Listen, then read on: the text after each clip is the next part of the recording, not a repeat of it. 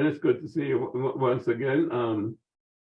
Sort of recalling where we left off last time. We're sort of dealing with something of what I call the oldest and the greatest story ever told, Ausar, Auset, and Heru, which I think is detailing, shall we say, the birth of our civilization. Ausar is the eponymous human being, and therefore the way of life that we have to live. And that story goes back into antiquity, shall we say, even before the birth of writing as we know it, 4,000 BC. So it probably goes back even 10,000 BC, because it definitely is the oldest, and then it's repeated later on in the pyramid text and so on. It turns out to be the backbone of shall we say, psychology, and I'm going to get to that at some point in time in terms of the psychological aspect, because I think that's important. But I want to deal more with the, shall we say, the spiritual or religious aspect, because what has happened, as you know, and we'll try to illustrate as we are discussing, is that just as humanity came out of Africa, religion, if you will, and spirituality, and maybe we'll go back to that discussion of the difference between religion and spirituality, because that's also germane. But the understanding of who we are as a people, and I mean, let's go back to 200,000 years. Here we are, human beings, with all of our five senses, plus the fact, I think, an ability to perceive that is not part of our five senses. And maybe one day in our discussions we'll get to that, because I think the way we have been brought up in terms of Western understanding is all information comes to us through the five senses, but that's not an African understanding. But there we are, in a warm climate with lots of food, a few wild animals around, but having a good time. Life is good. And we wake up in the morning, we have enough food, and we relax. We talk a lot, but at least maybe it's not with sign language, but we talk a lot. And we look at the stars and wonder about what's up there, and we see the changes in the sky and the moon and and there it is. That's how we come to know who we are, how we come to know each other, and how to know the seasons, and how the seasons change, and where the star is this year and where it is 10 years from now, and so on and so forth. This is the beginning of everything, and we're not credited with that. Supposedly all of that was just primitive humanity. But what does primitive humanity mean when we know that as far as the brain capacity, as far as the anatomical Homo sapiens is concerned, there has been no evolution in the last 200,000 years. As a matter of fact, maybe the folks who went to Europe lost certain things. They lost the curl in their hair, they lost the color of their skin, maybe they lost their nasal apertures, they lost their lips. So, what is this primitive thing? I mean, let's talk about that for a while. How does early man become primitive? What it is before there's civilization as we know it, before there's writing as we know it, before there's government as we know it.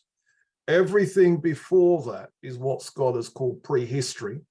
And because human beings, as we are today, have been around possibly 200,000 years, some people say slightly more, and writing as we know it goes back 8,000 years, then everything between 200,000 years ago and 8,000 years ago is what they call prehistory. But a lot of interesting things happened over that time period. We know that 90,000 years ago, Africans in the Ishango region of Central Africa were engaged in an aquatic culture. They were making fish hooks. And those fish hooks are believed to have been used to catch catfish. And because catfish is a seasonal fish, then we've got this idea of humans engaged in planning and strategy to plan to catch this fish, which is seasonal. And the fish hooks themselves, fish hooks of similar designs, ended up in West Africa, ended up in the Nile, and ended up in the Middle East.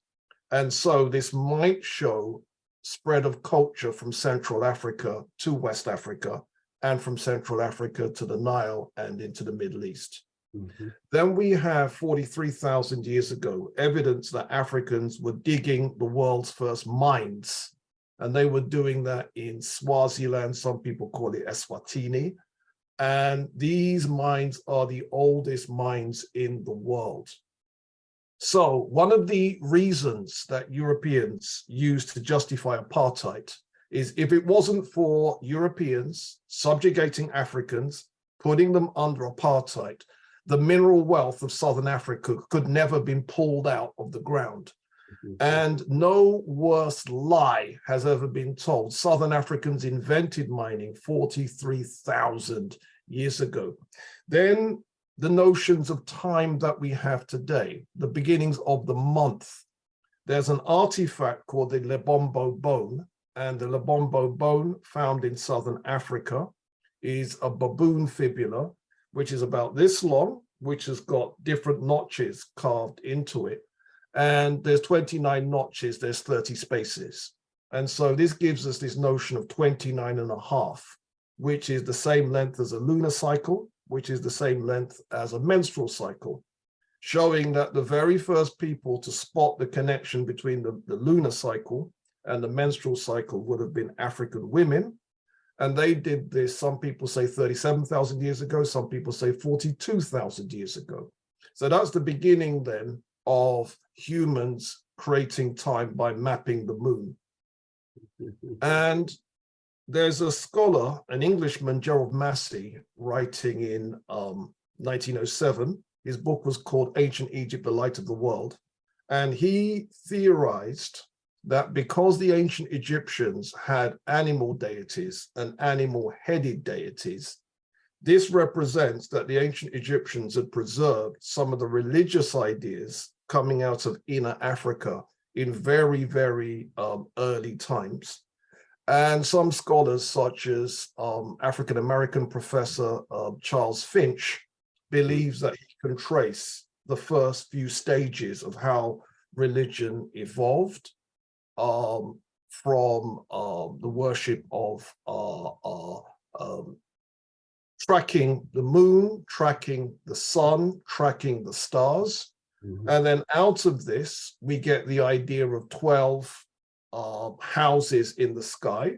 And the 12 houses in the sky become 12 months. They become 12 signs of the zodiac. And then lots of religions have deified this principle of the number 12. So 12 becomes a sacred number. So you've got, in some religions, the 12 labors of Heracles. Other religions, you've got the 12 tablets of Gilgamesh. So this notion of 12, representing the 12 houses in the sky, the 12 signs of the zodiac. And there's been a whole bunch of research where people have, so one route that scholars have used has been to look at the different animal and animal-headed deities and trace it that way. Mm-hmm. Another route that people have used is to use astronomy and trace it that way. And then the astronomical theory says that astronomy was born in ancient Kush or Nubia or Sudan.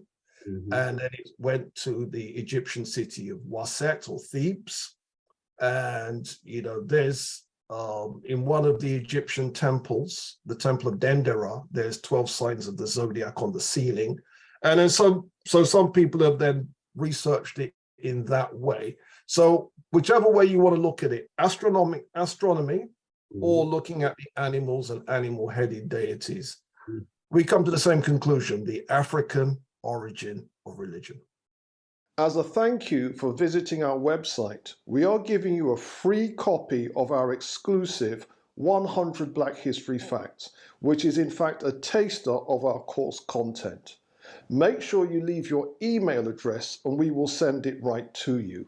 We hope it inspires you to dig deeper into your history and heritage. And you mentioned two very important people. Certainly, Gerald Massey broke new ground, and he was a great scholar in terms of linking Egypt to the rest of Africa. And you know, Charles Finch has done an excellent job in terms of shall we say, showing the relationship both between the Old Testament in terms of Judaism and the New Testament, if you will, in terms of Christianity, and the rootedness in Africa. You know, and of course, you know, you can show the table of nations, you know, coming out of Ham. You know, it's all in the Old Testament. And Nimrod in Babylon, you know, and it shows you, you know, the relationship with the Canaanites, and Mizraim is Egypt. So that whole area, and Saba, which is where you have the Arabs, so to speak, you know, and SBA. You're talking about astrological. SBA is star in the hieroglyphic language. So they were the great astronomers there also. In terms of that, and we know Sheba comes out of that kingdom there that was, you know, parallel, shall we say, across the Red Sea. So that whole area, Babylon, which, you know, ended up the Shinar, they were obviously black people, and then you go into to India, you know, Mohenjo-daro and Harappa. So that whole Near East. And going further east was all African before the Indo-European invasion. You know, probably took place, I don't know, somewhere 5,000 plus 6,000 BC, something like that.